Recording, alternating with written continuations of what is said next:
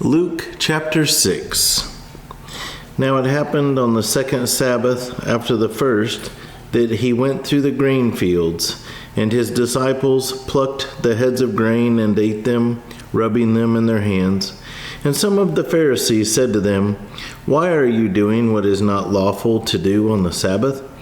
But Jesus answering them said, "Have you not even read this, what David did when he was hungry, he and those who were with him, how he went into the house of God, took and ate the showbread, and also gave some to those with him, which is not lawful for any but the priests to eat?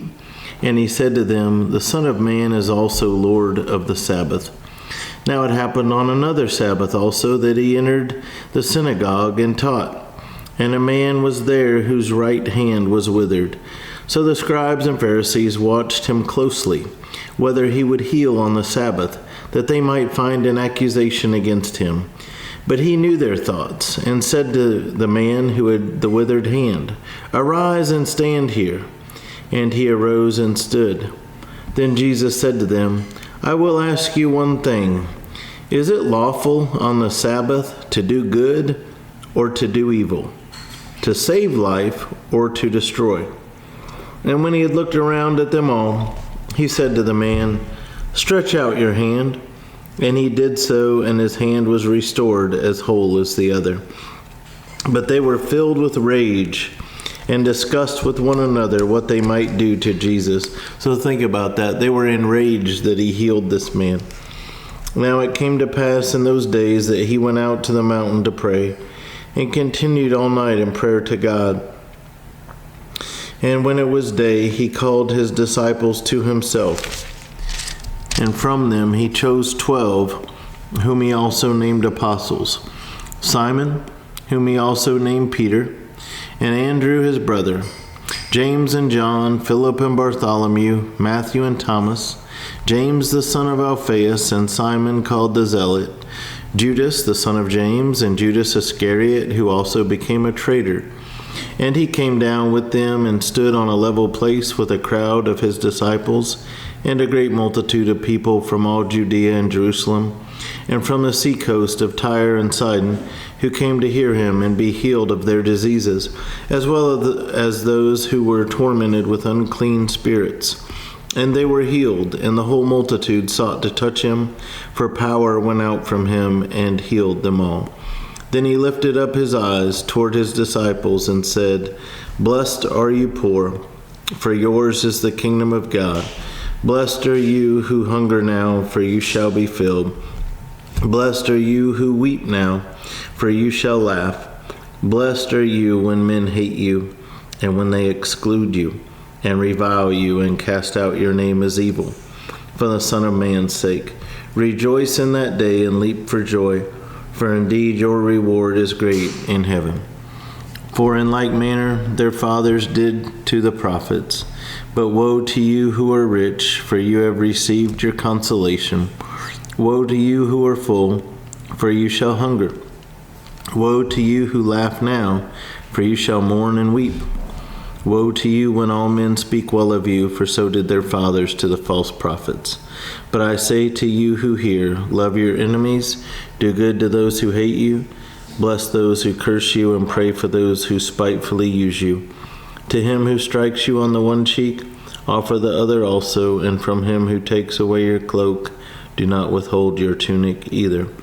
Give to everyone who asks of you, and from him who takes away your goods, do not ask them back.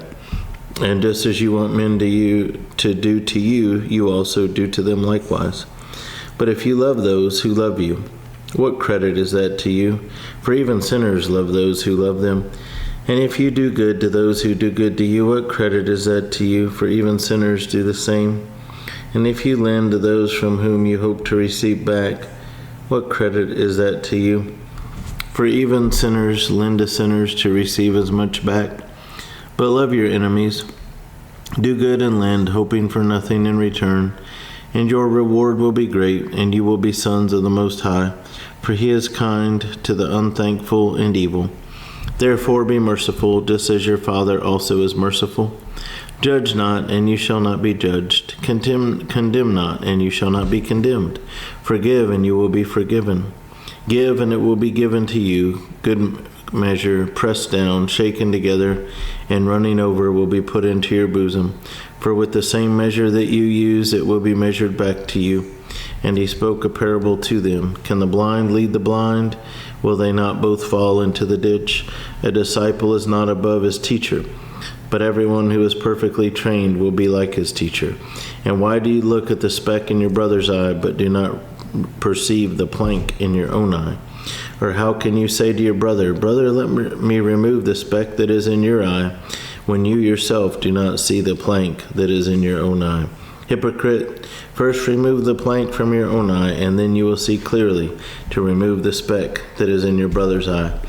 For a good tree does not bear bad fruit, nor does a bad tree bear good fruit. For every tree is known by its own fruit. For men do not gather figs from thorns, nor do they gather grapes from a bramble bush.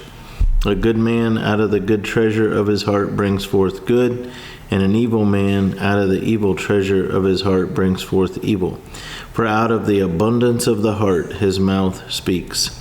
But why do you call me Lord, Lord, and not do the things which I say? Whoever comes to me and hears my sayings and does them, I will show you whom he is like. He is like a man building a house who dug deep and laid the foundation on the rock, and when the flood arose, the stream beat vehemently against that house and could not shake it, for it was founded on the rock. But he who heard and did nothing is like a man who built a house on the earth without a foundation, against which the stream beat vehemently, and immediately it fell, and the ruin of that house was great.